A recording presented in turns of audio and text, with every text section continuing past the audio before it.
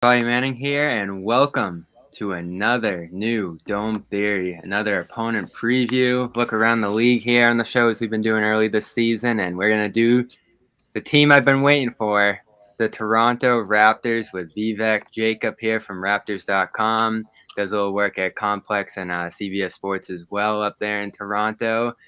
Vivek, welcome to the show. Thrilled to be talking Raptors here today. I know we haven't met, but I'm a big Raptors fan, even being a Boston guy. The last couple years of matchups between these teams have really gotten me into what they're doing up there. The championship in 2019, of course. I know it drives some people in the chat here crazy that I love to talk about them, but hey, I can't deny it. They're a fun, young, and just constantly rising team, just with the talent that they developed there. I love it. Well, first of all, thanks so much for having me. And yeah, I have to say, you're probably one of one in being both someone that loves the Celtics and the Raptors. I can't imagine what that series was like in the bubble between those two teams. But hey, I know it was entertaining on both sides, and now you've got I think two pretty solid teams. You know, the Celtics still have some things to figure out, but so do the Raptors. Yeah, and Raptors have been surprisingly good this year. They've had an interesting 3 seasons in a row here where they go from being a champion to a surprising, I'd say, Eastern Conference Finals contender in 2020 after Kawhi left, and now this year. Probably many people thought going into this season that it was kind of a restart, bad year last year, and they wouldn't even be in the playoff picture. But here they are, starting the season 6-4, going on a big win streak to start the year, and destroying the Celtics by 32. I think it was the worst Celtics home opener ever. Opening night and at the end of October in TD Garden. Scotty Barnes has been amazing. Gary Trent's been phenomenal. A bunch of other people are chipping in, but no Pascal Siakam for most of the season so far. How have they been so good? There's not a ton of shooting here. There's not a ton of size on the inside on this roster, not a ton of depth at the playmaking position after Kyle Lowry left. But here they are competing with pretty much everybody this year. Yeah, no, you touched on them not having a lot of shooting, not having a lot of size in terms of height. But what Nick Nurse has said is we're going to go all in on what we do have. And what they do have is a ton of athleticism, a ton of length on the perimeter. And you have two players in Fred VanVleet and Gary Trent Jr., who are constantly going to apply ball pressure and try to create steals, try to create deflections. Both of them are in the top 5 in deflections right now in the league.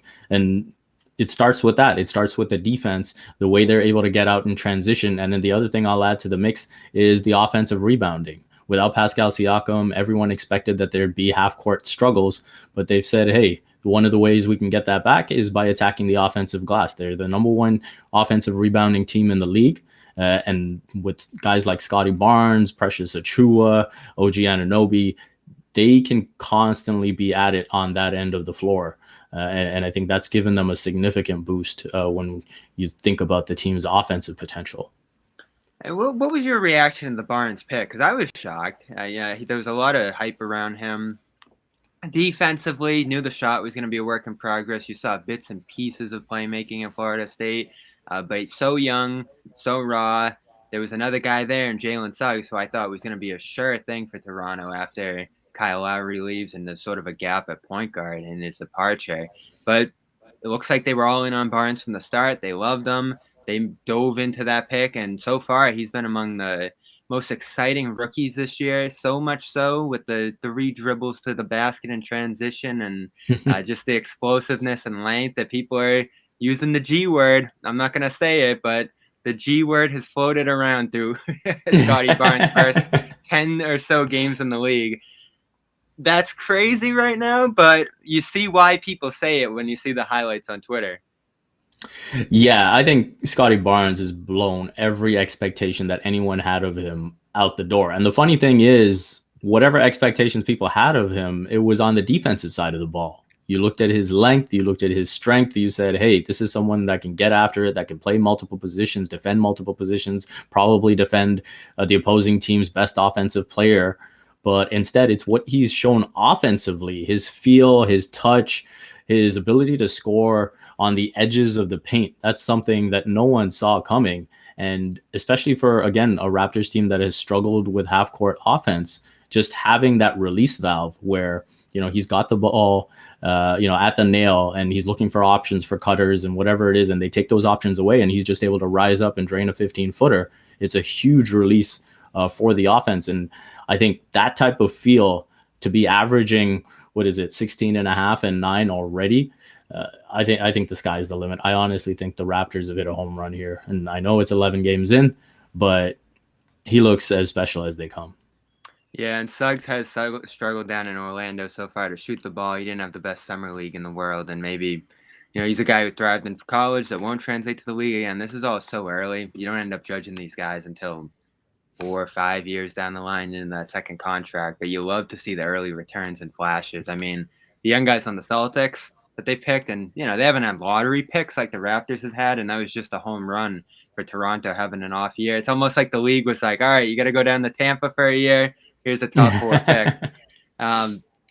You just want to see flashes, and guys like Romeo Langford, Grant Williams, Aaron Nesmith, like you haven't even seen flashes from those guys that they could become something better than maybe just some role guys off the benches. But Scotty, to see star flashes already out of him is amazing.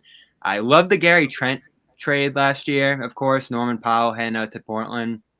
He was an awesome player for Toronto, but I guess they didn't want to pay him or move on to the next deal, whatever it was there. But Trent was a phenomenal scorer at Duke, into his time in Portland, and now to start this year, and I'm sure you've seen this stat, number 1 in the NBA in isolation success percentile, 100th percentile, shooting 85 effective field goal percentage in isolation. 1.73 points per possession, which is almost scoring every single time he goes in isolation. No, it's only 1 possession a game. He doesn't do it a ton, but that just shows how easily this guy can get his shot off. And we saw in this first Celtics game too, switching on to some of Boston's wings and getting by them downhill. A phenomenal shooter. It's funny. He was in Wendell Carter and Marvin Bagley's Duke team. I think there was another good player on that team too, like Grayson Allen or someone. And you look at all those players, he has ended up being the best one by far. And he was like their 4th, 5th option there at Duke. Yeah, I think the Raptors, when you look at that trade initially, there was some doubts as to whether the Raptors made the right decision because Norman Powell was beloved in Toronto. He had emerged as like this prototypical 6th man scorer for the team and really gave the team a lot in terms of leadership as well. And I think that's something the organization really valued. And with Gary Trent Jr., you wondered what the upside was, just because with Norman Powell, you said, okay, he can score the ball. He really can score the ball. Defensively is where he was lacking. Can Gary Trent Jr. provide enough of an upgrade on the defensive end to sort of validate this trade? And you noted not wanting to go long-term with Norman Powell. They've got a bit more flexibility with Trent Jr. And now it's the defense that has come so far. It's funny. Kem Birch spoke to the media after a practice the other day, and he said he's never seen a player go from not playing defense at all to all of a sudden showing up and playing defense at such a high level this season. And to have your own teammates say that about you, I think says a lot. But I think it also says a lot to, again, just the Raptors being behind the 8 ball last season in Tampa. And you look at someone like Gary Trent Jr. coming into a new situation where the Raptors aren't at home. He doesn't have a training camp with the team. So obviously you can't expect him to be in tune with what the team is trying to do defensively. And so now he gets a full training camp, a preseason. He has a full understanding of what's expected of him. And now you're seeing the results. And what was that year like for you?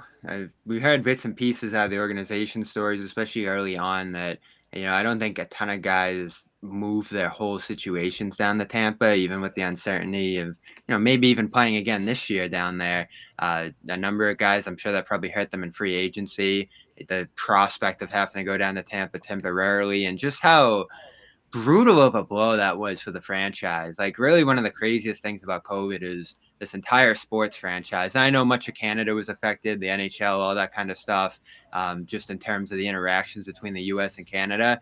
But from Toronto to Tampa, like, I can't think of a more drastic shift. The distance is massive. You have a number of players and really just organizational framework, I'm sure, that had to be split between those 2 different locations. And then, of course, you kind of write for the organization too. What was that whole year like for you and for everybody involved? Yeah, I think the biggest thing that the organization lost that has been such a strength for them is the synergy.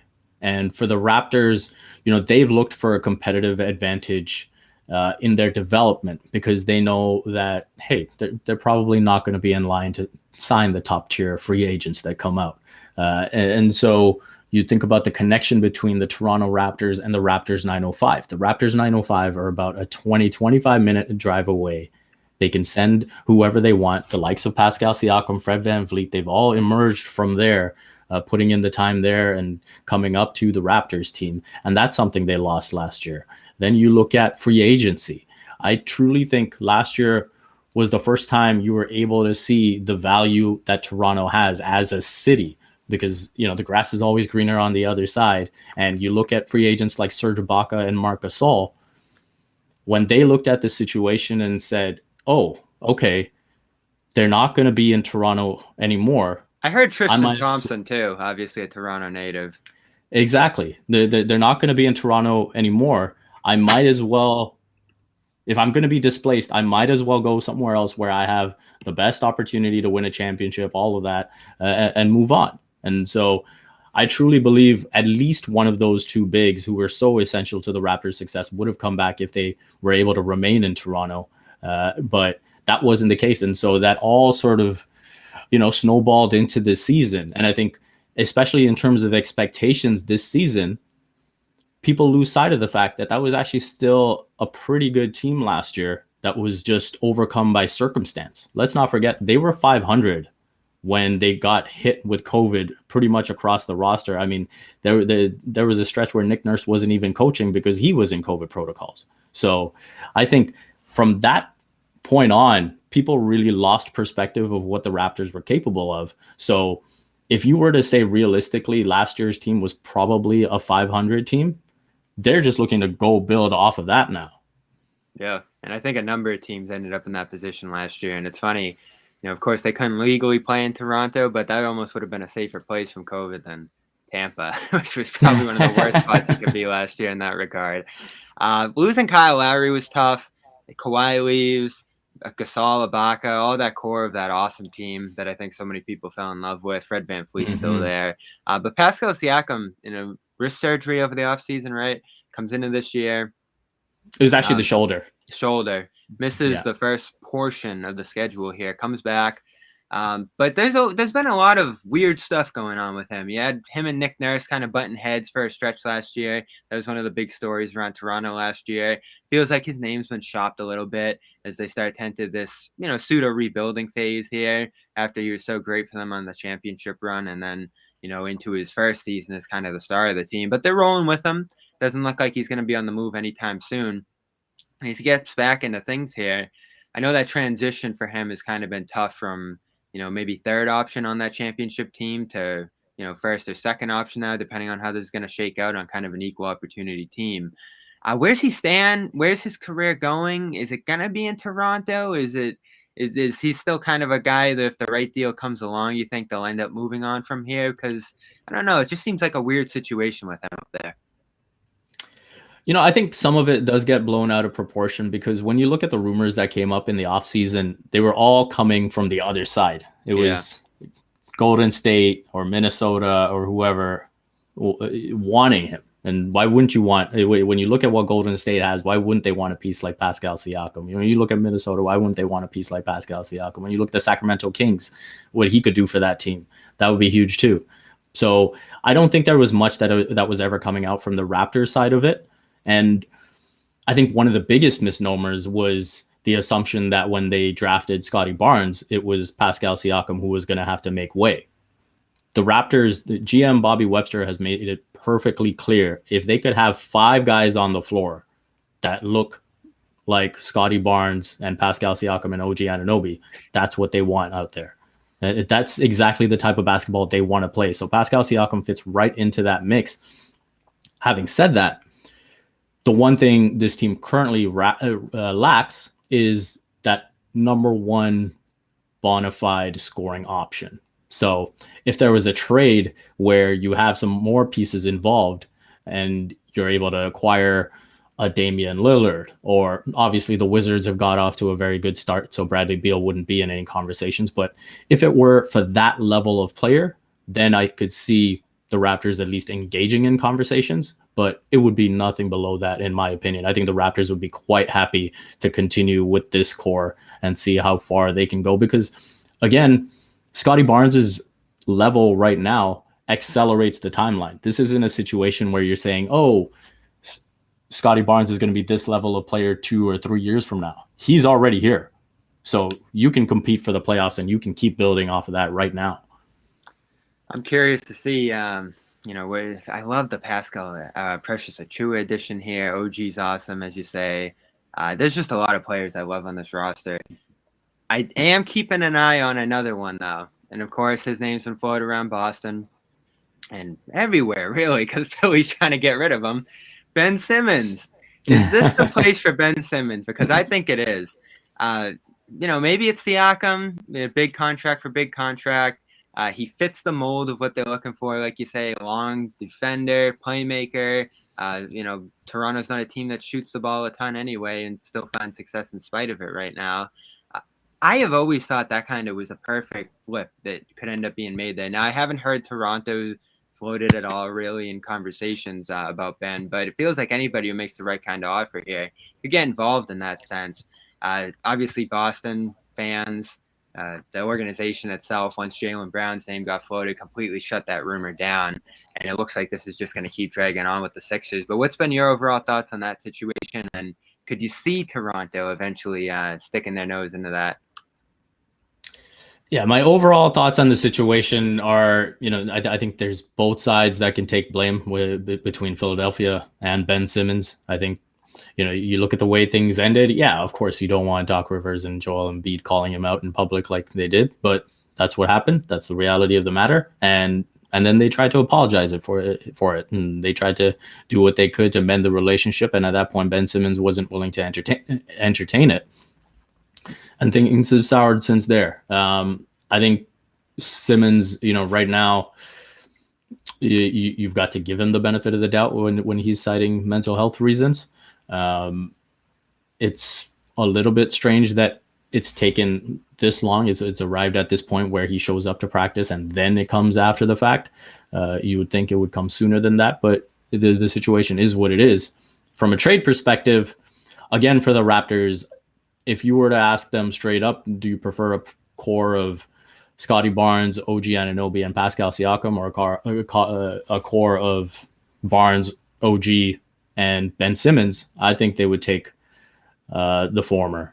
I do think they believe in Pascal Siakam more as a player, just because of his two-way potential, as opposed to Ben Simmons, where, as you mentioned, the Raptors are thin enough on shooting as it is. Yeah, they can't afford to get any worse with it. Yeah, Siakam can shoot the ball, which is an upgrade in itself when you think about comparing him to Simmons, and that's sort of the thing I've weighed there.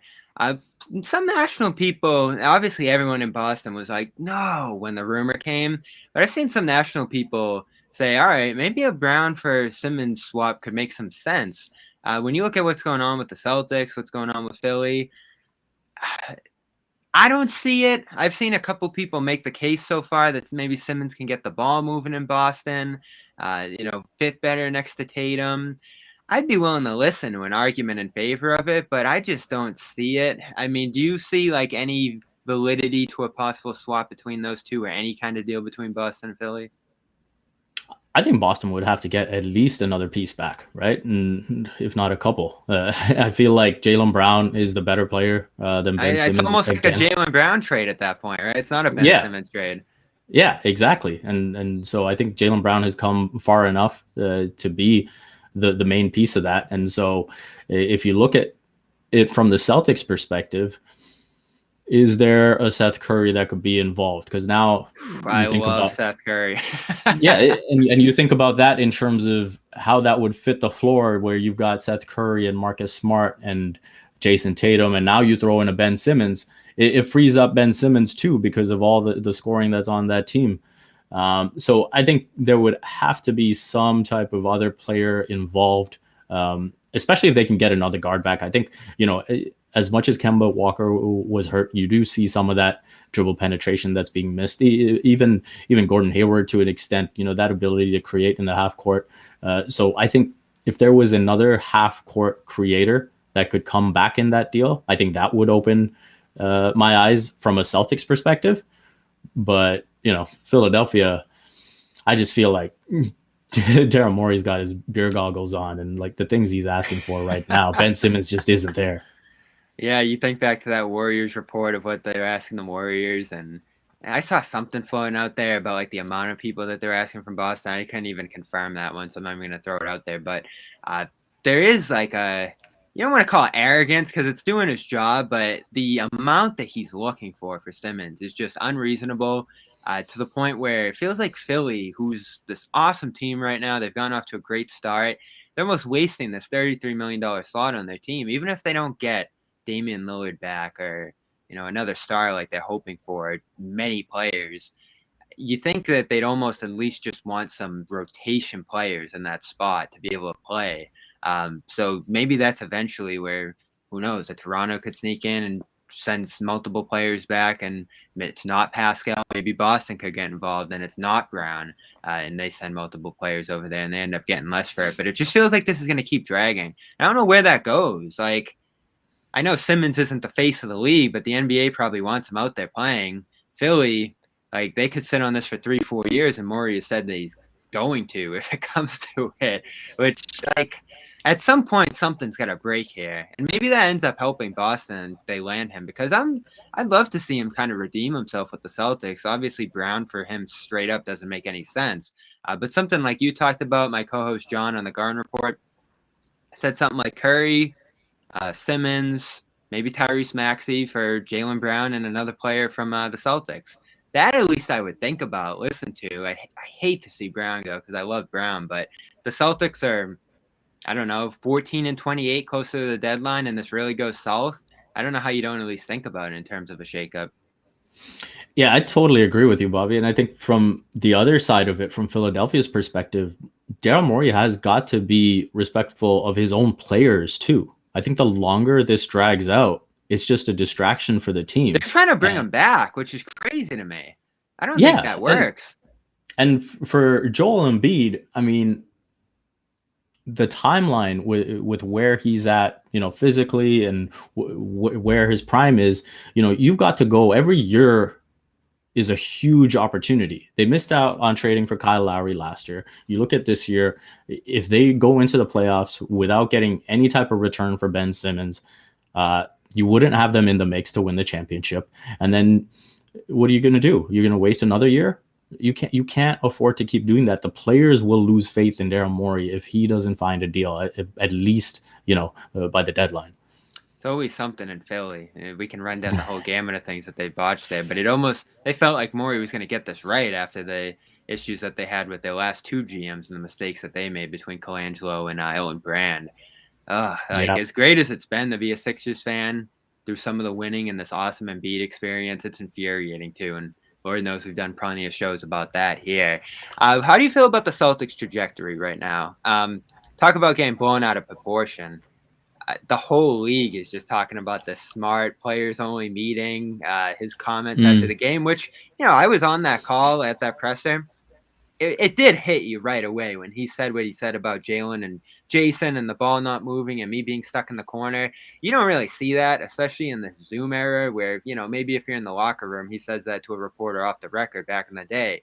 But he just put this on video for everybody to just replay over and over again. And then Woj's report and the words he used. Normally you hear about a players only meeting and it's, some things got hashed out. They came to some level of agreement. They're working on it. But for Woj to say it wasn't all that productive or even beneficial, it's like, whoa, you don't normally hear that. They're 4-6. The offense is poor right now. Jason Tatum struggling. There's not a lot of shooting on Boston's roster either. Their defense has been great in the last week or so. Ime Udoka seems to be instituting a ton of stuff that's getting across pretty fast. But overall, you look beyond the Jays, and there's just not a lot of talent on this roster anymore, especially when you compare it to 2019 when the Raptors and Celtics were battling and you had the epic Kyrie Irving game. Both teams just loaded with talent back then. Now, like Smart's the third option here. Now Horford's doing some great things at 35, but even if they have a decent season here, it's like, where's this roster going long term? Yeah, I think for the Celtics, asset management is probably the one thing I look at and say they haven't done the best job just in terms of turning players over. What do you have to show for some of the players that have been with this team? Al Horford's back with the team, so that's fine. But Gordon Hayward went, Kemba Walker went, and I don't think they've replenished the roster to the same degree. And so I think they're feeling that now. And then obviously there's going to be growing pains with Ime Udoka as a first-time head coach and Brad Stevens taking a step back. So I think that was always going to be a question mark coming in. I like what they've shown defensively. I do wonder why at times it seems like they're not all pulling in the same direction. And I think, I look at that one play where Luka Doncic gets the game winner, and that's a mental mistake when Marcus Smart commits that foul, the foul to give when, you should be taking the last shot in that game. And then on top of that, to see Marcus Smart give up the switch as easily as he did, to Josh Richardson. Maybe that those were the instructions, and so he did it and helped later. But little things like that with Marcus Smart, who has been sort of the defensive soul of that team, is just surprising to see. And so, in terms of actual player management and that chemistry, that's where I think Udoka is going to be challenged. And let's face it, that's something Brad Stevens has talked about as well, right? In terms of that difference between coaching the college game and coaching at the NBA level and managing those star egos. And Yeah, even going from assistant to head coach, it's a similar jump.